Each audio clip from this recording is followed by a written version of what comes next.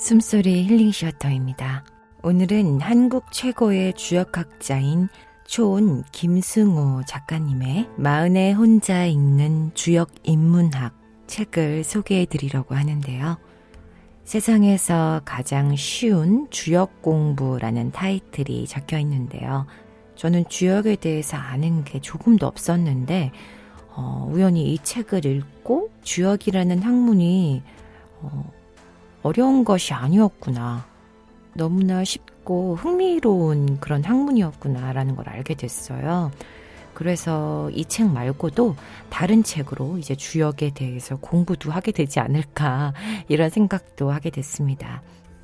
우리 김승호 작가님은요, 50년 동안 과학으로서의 주역에 대해서 연구해 오신 분으로요.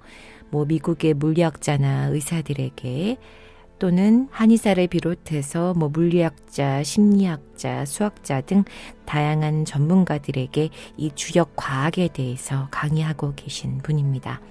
50년 동안에 이 공부한 그 내공이 담긴 책이라고 생각하는데요.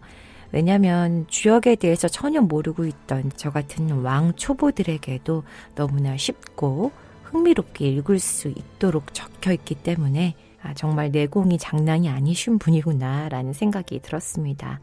처음부터 모르면 몰랐지 알면 알수록 이 주역에 대한 매력에서 헤어나오지 못할 것 같다는 생각이 들었습니다.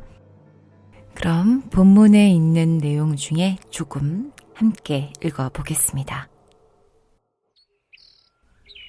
우주 속의 그 모든 것들이 의미가 불분명하다면 존재의 가치가 무엇이겠는가? 우리는 항상 주변의 모든 것에 대해 의미가 무엇인지를 파악해야 한다. 그래야 세상이 가치를 가지기 때문이다. 주역이 이처럼 사물의 의미를 규명하는 학문이기에 공자는 평생 주역 공부에 몰두했던 것이다. 옛사람들은 지구가 둥근지조차 모르고 살았기 때문에 주역을 이해하는 방법도 합리적이지 못했다. 하지만 현대인들은 이미 사물을 이해하는 방법을 합리적으로 터득하고 있기에 주역을 이해하는 것이 어렵지 않다. 이제는 천둥이 칠 때 이를 하늘이 노한 것으로 보지 않는다. 우리는 지구가 둥글다는 것도 잘 알고 있다. 원래 사물의 이해란 생각하는 방법부터 합리적이어야 한다. 이 책은 비록 난해하다는 주역을 다루고 있지만 합리적인 이해를 추구하기 때문에 무리 없이 주역의 핵심에 접근해 갈 수 있을 것이다. 인생이란 배우고 그렇게 알게 된 것을 수행하면서 발전하는 법이다. 주역 공부 역시 단순히 괴상의 뜻을 이해하는 것으로 끝나서는 안 된다. 그것을 몸으로 체득하여 마침내 천지의 운행과 합치하는 것을 목표로 삼아야 한다. 알고 행한다는 것, 그렇게 함으로써 깨달음은 점점 깊어진다. 이 책은 그 점을 강조하고 구체적으로 방법을 제시하고 있다. 세상은 의미로 가득 차 있으므로 우리 인간은 기필코 그 모든 것을 깨달아야 할 것이다. 공자는 아침에 도를 들으면 저녁에 죽어도 좋다고 가르쳤다. 이는 대자연의 섭리와 합이라는 것을 뜻하는 것이 아니겠는가. 깨달음에 이르게 되면 내가 곧 세상이고 세상이 곧 나일 터인즉 삶과 죽음도 곧 하나가 될 것이다. 주역의 궁극적인 목표는 깨달음에 있다. 세상은 음과 양으로 나뉜다. 주사위를 던진다고 해보자. 어떤 숫자가 나올까? 그것은 알 수 없다. 하지만 우리는 6개의 숫자에게 평등한 기회가 주어져 있다는 것을 이미 알고 있다. 따라서 어떤 숫자가 특별히 더 나올 이유가 없다. 그런데 주사위를 실제로 던지면 각 숫자가 정확히 평균 6분의 1로 나오지는 않는다. 여러 번 던질수록 점점 더 평균에 가깝게 된다. 이것을 대수의 법칙이라고 하는데 많이 던질수록 평균이 되는 것이다. 이 법칙은 배우지 않아도 우리는 모두 알고 있다. 자연의 법칙 제1호는 평등이다. 돈이 많은 사람이 던진다고 해서 주사위는 1이 더 많이 나오지 않는다. 중국 사람이 3을 좋아한다고 해서 3이 더 나오는 것도 아니다. 주사위는 6개의 숫자를 평등하게 보여준다. 이를 자연의 법칙이라고 해도 좋은데 이 법칙은 누가 만든 것이 아니다. 저절로 그렇게 되어 있을 뿐이다. 그렇다면 누가 평등을 만든 것일까? 평등이란 그냥 내버려두면 저절로 생기는 것일 뿐이다. 누가 만들면 오히려 평등이 깨진다. 자연의 뿌리는 평등이다. 그러므로 큰 것이 있으면 작은 것이 있기 마련이고 뜨거운 것이 있으면 차가운 것이 있기 마련이다.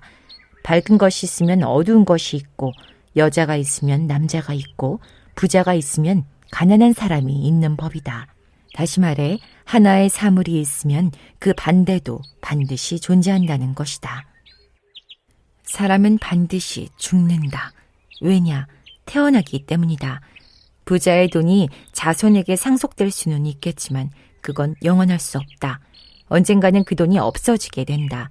아무리 강한 국가도 언젠가는 멸망하게 된다.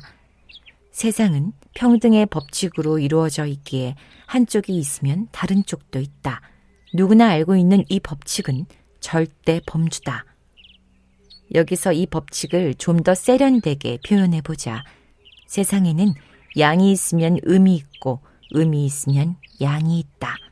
즉, 세상에는 음과 양이 있는 것이다. 이 법칙을 부정할 방법이 있는가? 예컨대 기쁨이 양이라면 슬픔은 음이다. 밝은 것이 양이라면 어두운 것은 음이다. 태어난 것이 양이라면 죽는 것은 음이다. 때리는 것이 양이라면 맞는 것은 음이다. 이는 평등의 법칙으로 세상을 이해한다는 것과 같다. 이 법칙에 어긋나는 것은 절대로 찾을 수 없다. 이제 우리는 세상을 이해할 수 있는 순수한 지혜를 얻었다. 바로 세상은 두 종류로 되어 있다는 지혜다. 우리는 또한 두 종류로 나눈 사물의 성질을 이야기할 수도 있다. 이런 평등의 법칙을 구체화한 것이 음양의 법칙인데 이것은 실제 세상에서 사용하기 편리하다. 음양의 법칙은 모든 것의 기본이 되는 법칙을 말한다. 이제 우리는 세상 최고의 법칙, 최상의 원리를 알게 되었다. 이를 활용해서 모든 것을 깨달을 수 있는 절대 지혜에 도달할 수 있는 것은 그리 어려운 일이 아니다. 과학자들 중에 주역을 탐구한 사람은 적지 않다. 세계적 정신분석학자 칼 융은 그의 정신의학 세계를 탐구함에 있어 주역을 길잡이로 삼았으며 그가 만든 칼 융 주역 연구소는 오늘날 세계 최고의 주역 연구소로 자리매김하고 있다.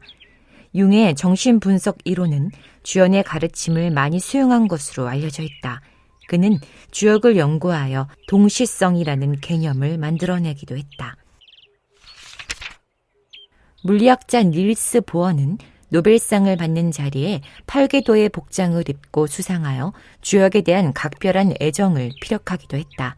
그가 노벨상 위원회에 자신이 주역을 사랑하여 수상식 자리에서 팔개가 그려진 옷을 입고 싶다고 주문을 했는데 당시 위원회는 주역을 몰랐다. 그래서 부랴부랴 여러 곳으로 탐문하여 팔개가 그려진 옷을 겨우 구할 수 있었다. 닐스 보어는 주역에서 무엇을 공부했던 것일까? 그가 공부한 것은 상보성 원리로 알려져 있는데 그 이론은 음양이 서로에 대립하는 관계가 아니라 부족한 것을 서로 도와주는 보완적인 관계라는 것이다. 주역은 철학이 아닌 과학이다. 특히 주역은 시간을 연구하는 학문으로 조만간 인류는 대규모 연구를 시작할 것으로 보인다.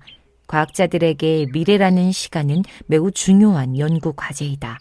그런데 미래를 알아내는 방법으로 이미 많은 과학자들이 관심을 가지는 것처럼 주역이 큰 역할을 하고 있다. 주역은 만물의 뜻을 규명하는 학문으로 우리는 주역을 통해 만물의 뜻을 무한히 깨달아 나갈 수 있게 된다. 그렇기 때문에 우리는 살면서 반드시 주역을 공부해야 한다. 공자가 주역을 50세에 발견하고 크게 기뻐했던 이유가 바로 주역이 만물의 뜻을 알게 해주는 학문이기 때문이다. 세상에 살면서 세상의 뜻을 모르면 되겠는가? 나로 살아가면서 나의 뜻을 모르면 되겠는가?